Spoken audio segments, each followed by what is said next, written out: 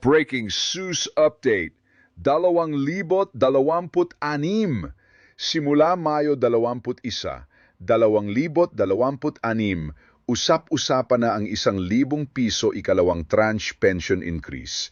Pero hindi lahat ng pensioners ang fully aware sa tunay na detalye na posibleng makaapekto sa kanilang buwanang kita. Bago ka man paniwalaan ng kumakalat na balita, alamin muna natin ang totoong update sa SUSU pension payments at ang posibleng pension crisis na kinakaharap ng ilang retirees sa Pilipinas. Lahat iisa-isay natin dito hanggang dulo ng video, kaya huwag mag-skip. At kung gusto mo ng mga real-time SUSU updates at exclusive pension news na para lang sa ating community, huwag kalimutang mag-subscribe na yon.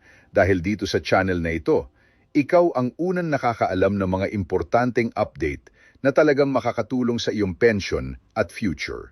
Huy! Kung ikaw ay isang SSS pensioner o meron kang magulang, lolo, lola, o kahit sino mang mahal mo sa buhay na umaasa sa kanilang monthly pension mula sa SSS, huwag kang aalis sa video na ito dahil ngayon, magbabahagi tayo ng isang bagay na talagang kailangan mong marinig. Ito ay hindi lang basta balita. Ito ay isang update na direktang nakakaapekto sa inyong bulsa, sa inyong pang-araw-araw na buhay, at sa kinabukasan ng inyong pamilya. Kaya makinig ng mabuti at siguraduhing i-share mo ito sa mga taong dapat malaman ang tungkol dito. Maligayang pagdating sa aming channel. Kung bago ka rito, subscribe ka na at i-click ang bell icon para hindi ka mahuli sa mga pinakabagong update tungkol sa SSS, GSIS at iba pang benepisyo ng gobyerno na para sa inyo.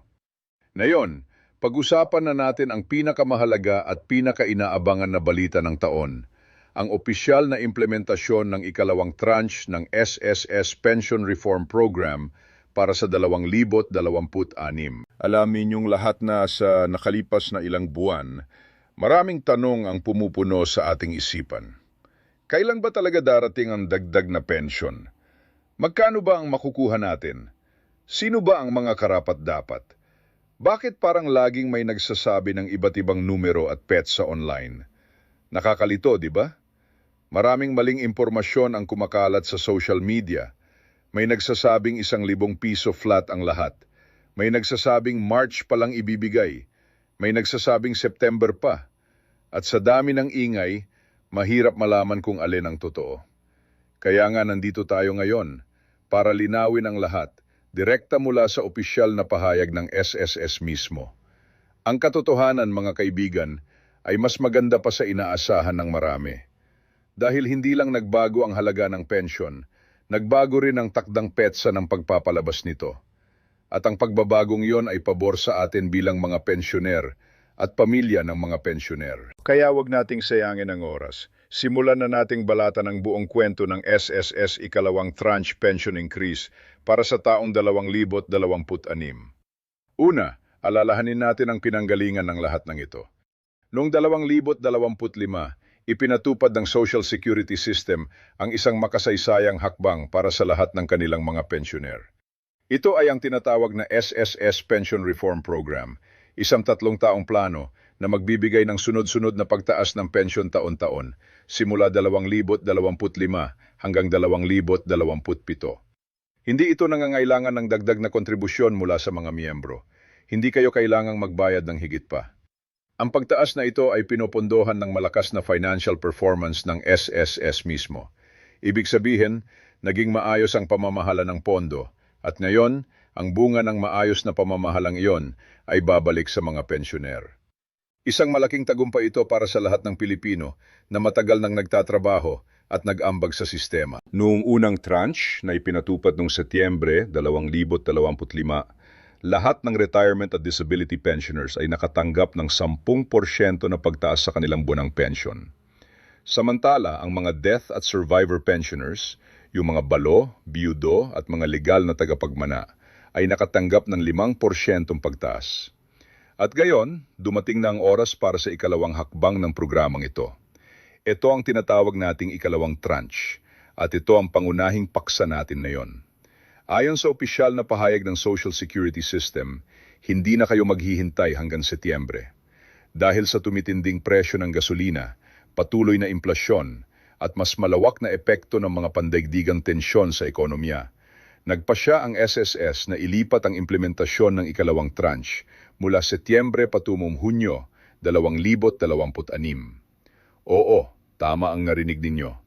Simula pa lang Hunyo ang dagdag na pensyon ninyo. At para sa mga nagsisimula sa Mayo 21 ng ating pagbabahagi ng balitang ito, ibig sabihin ay malapit na ang petsa ng unang mas mataas na pensyon para sa marami sa inyo.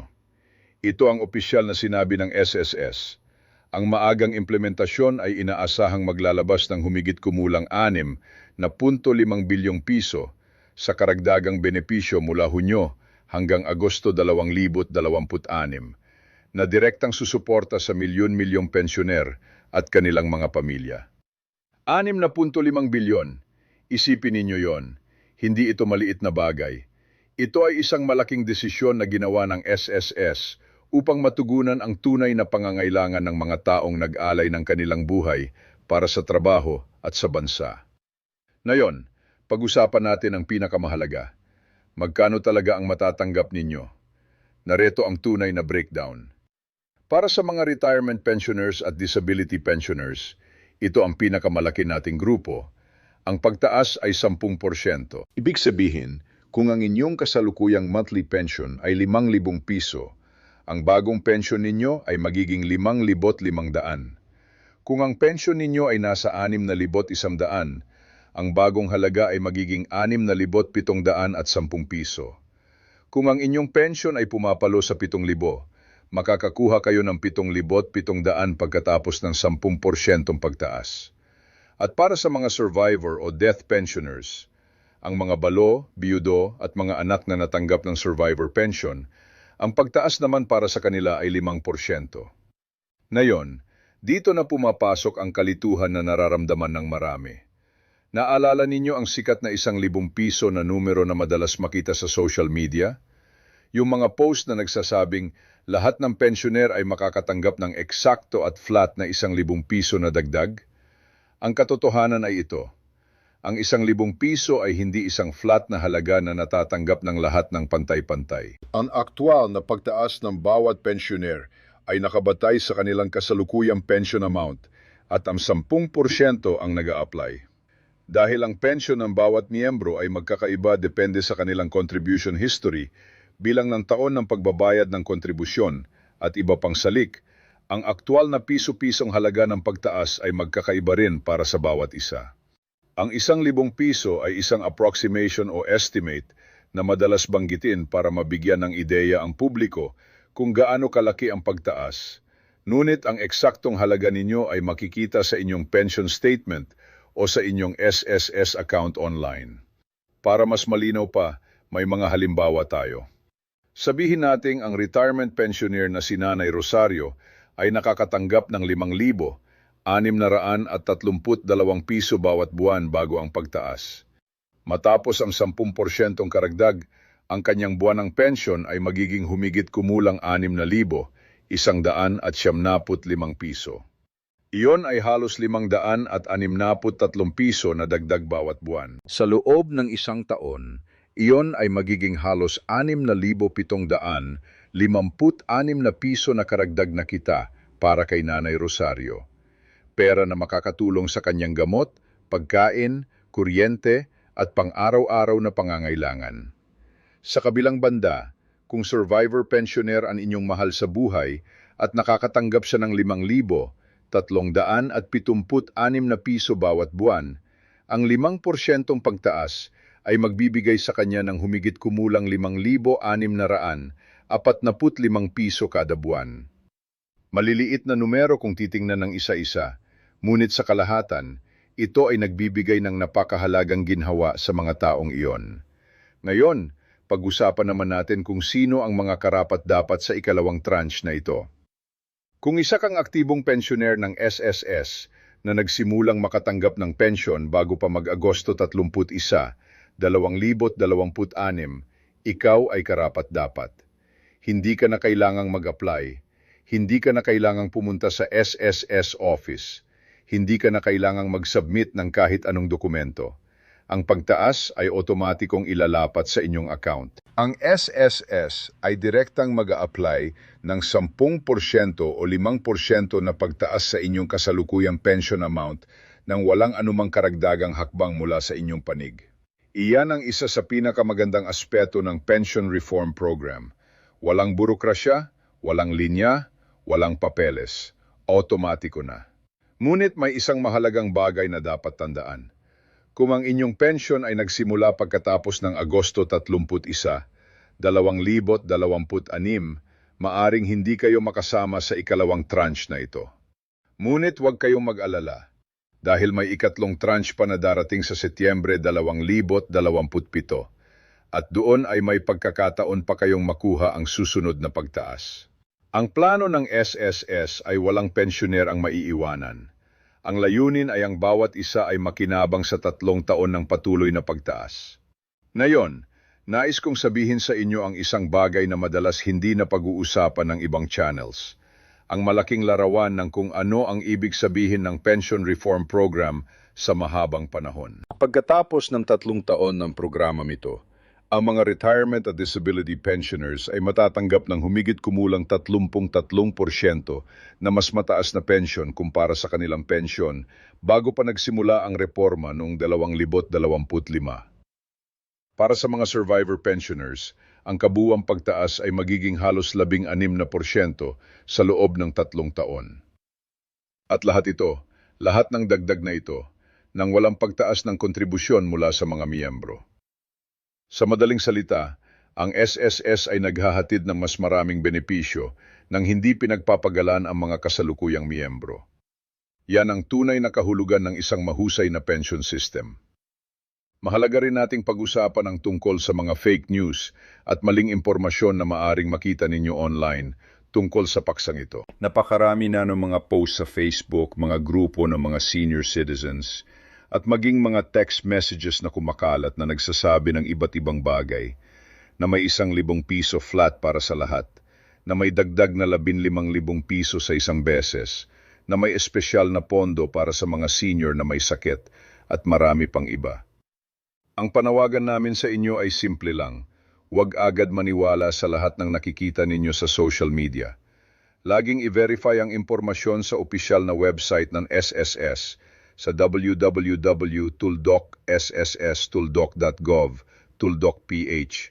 o direktang makipag-ugnayan sa pinakamalapit na SSS branch sa inyo. Ang opisyal na mga pahayag ng SSS ay malinaw at tuwid. Ang ikalawang tranche ay 10% para sa retirement at disability pensioners at 5% para sa survivor pensioners at ibibigay na simula Hunyo 2026 ng mas maaga kaysa sa orihinal na Setyembre na nakatakda. Inaabangan ko rin ang isang katanungan na siguradong nasa isipan ng marami sa inyo. Paano ko malalaman kung natanggap ko na ang ikalawang tranche sa aking pensyon? Ang pinakamadaling paraan ay ang mag-login sa inyong My SSS account sa opisyal na website ng SSS. Doon, makikita ninyo ang inyong pinakabagong pension amount at ang kasaysayan ng inyong mga natanggap na bayad. Makikita ninyo kung may dagdag na ang inyong pensyon kumpara sa nakaraang buwan. Kung wala pa kayong My SSS account, hinihikayat ko kayong mag-register na. Simple lang ang proseso at makakatulong ito sa inyo hindi lang para sa pension monitoring, kundi para rin sa iba pang SSS transactions sa hinaharap. Ngunit para sa mga hindi pa sanay sa online transactions, at alam nating marami sa ating mga pensioners ay hindi ganoon kakomportable sa teknolohiya, may ibang paraan din. Maari kayong makiusap sa inyong anak, apo, o kahit sinong kamag-anak na tulungan kayong tingnan ang inyong SSS account online. O kaya naman ay direkta kayong pumunta sa pinakamalapit na SSS branch at tanungin ang mga kawani tungkol sa inyong pension status. Ang SSS ay nakatuon sa pagbibigay ng serbisyo sa bawat miyembro nito at ang kanilang mga kawani ay laging handang tumulong. Ngayon, pag-usapan naman natin ang iba pang magagandang benepisyo na kasabay ng ikalawang tranche na ito. Kasi ang SSS ay hindi lang nagtataas ng pensyon, patuloy din silang nagpapalawak ng iba pang programa para sa mga miyembro nito. Una sa lahat, ang Emergency Loan Program na may napakababang interes na 7% ay pinalawak hanggang Disyembre 2026. Ibig sabihin, kung kayo ay naapektuhan ng kalamidad o emerhensya, maaari pa rin kayong mag-avail ng pautang na may mas mababang interes kaysa sa karaniwang pautang sa labas. Pangalawa, ang microloan program na matagal nang inaabangan ng maraming miyembro ay nagsimula na ring ipatupad na yung 2026. Ito ay nagbibigay ng mabilis at flexible na access sa pondo para sa mga miyembro na kailangan ng pansamantalang tulong sa gastos, nang walang mataas na interes o matagal na proseso. Ikatlo, ang salary loan program ay pinaluwak din na binababa ang interes mula 10% patungong 8%. Nagbibigay ng mas abot kayang paraan ng pautang para sa mahigit 600,000 miyembro borrowers. Lahat ng programang ito, kasamang ikalawang tranche ng pension increase, ay nagpapakita ng isang bagay na napakahalaga. Ang SSS ay hindi pabaya sa mga miyembro nito. Sa harap ng tumitinding presyo ng langis, implasyon at mga hamon ng pandaigdigang ekonomiya, ang SSS ay naghahanap ng mga paraan upang mabawasan ang pasanin ng mga Pilipino. Iyan ang serbisyong nararapat sa inyo, sa inyong mga taon ng pagsisikap, sa inyong mga taon ng pagbabayad ng kontribusyon, sa inyong mga taon ng pagtatayo ng pundasyon ng inyong pamilya. Ngayon, nais ko ring pag-usapan ng malaking larawan, ang kinabukasan ng SSS at ng inyong pensyon pagkatapos ng 2026. Pagkatapos ng ikatlong tranche sa Setyembre 2027, ang kabuuang programa ng 3 taon ay magiging ganap na. Ang mga pensioner na makakarating sa ikatlong tranche ay matatanggap ng kumulatibong pagtaas na halos 33% para sa retirement at disability at halos 16% para sa survivor pensions. Ito ay isang napakasignifikanteng improvement sa kalidad ng buhay ng milyon-milyong Pilipinong pensioner. At ang lahat ng ito ay nagaganap habang sinisigurado ng SSS na ang pondo nito ay nananatiling matatag at sustainable para sa mga susunod na henerasyon. Ngunit higit pa sa mga numero at porsyento, ang tunay na mensahe ng ikalawang tranche na ito ay ito. Ang inyong sakripisyo, ang inyong tiyaga, at ang inyong mga taon ng pagiging responsableng miyembro ng lipunan ay kinikilala at pinahahalagahan. Bawat kontribusyon na inyong binayad sa SSS sa loob ng inyong mga taon ng pagtatrabaho ay nagbabalik sa inyo ngayon sa anyo ng mas mataas na pensyon. Hindi lang ito benepisyo, ito ay katuparan ng pangako ng sistema sa inyo. Para sa mga pamilyang may mga magulang, lolo at lola na pensioner, mahalaga rin na gawin ang oras upang makipag-usap sa kanila tungkol sa paksang ito. Ipaliwanag sa kanila ang paparating na pagtaas. Tulungan silang i-verify ang kanilang pension amount sa SSS website at siguraduhing alam nila ang kanilang mga karapatan at ang mga proseso ng pagkuha ng kanilang benepisyo. Minsan, ang pinakamahalagang bagay na magagawa natin para sa ating mga mahal sa buhay ay ang maging tulay ng impormasyon, ang siguraduhing hindi sila naiiwan sa kadiliman ng hindi vedya o fake news. At para naman sa mga kasalukuyang nagtatrabaho at nagbabayad ng kontribusyon sa SSS, ang mga batang miyembro na maaring iniisip na malayo pa ang retirement, nais ko ring magsalita sa inyo. Ang programa na ito ay isang magandang senyales para sa inyo. Ito ay nagpapakita na ang SSS ay aktibong nagtatrabaho upang mapanatiling malusog ang pondo para sa hinaharap. Ang inyong mga kontribusyon ngayon ay nagtatayo ng pundasyon ng mas magandang pensyon para sa inyo sa hinaharap. Huwag hayaang mapabayaan ang inyong SSS contributions. Ituloy ang pagbabayad at ituloy ang pag-aaral tungkol sa inyong mga karapatan at benepisyo bilang miyembro. Bago tayo mag-wrap up ng video na ito, nais kong bigyan kayo ng mabilis na recap ng lahat ng pangunahing puntos na ating tinalakay ngayon.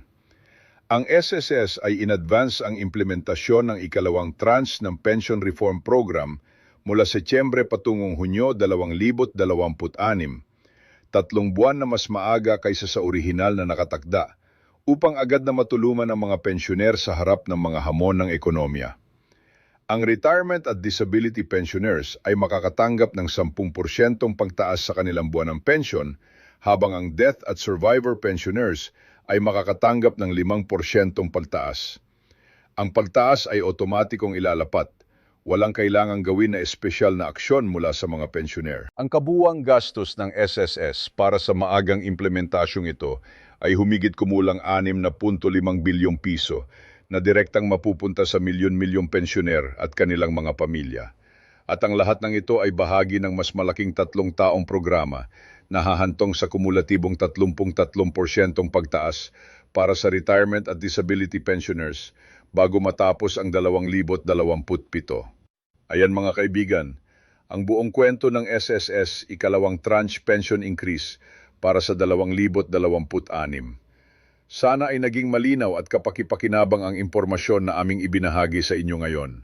Ang aming layunin sa channel na ito ay palaging magbigay ng tumpak, maaasahan at mabilis na impormasyon tungkol sa mga benepisyo na nararapat sa inyo.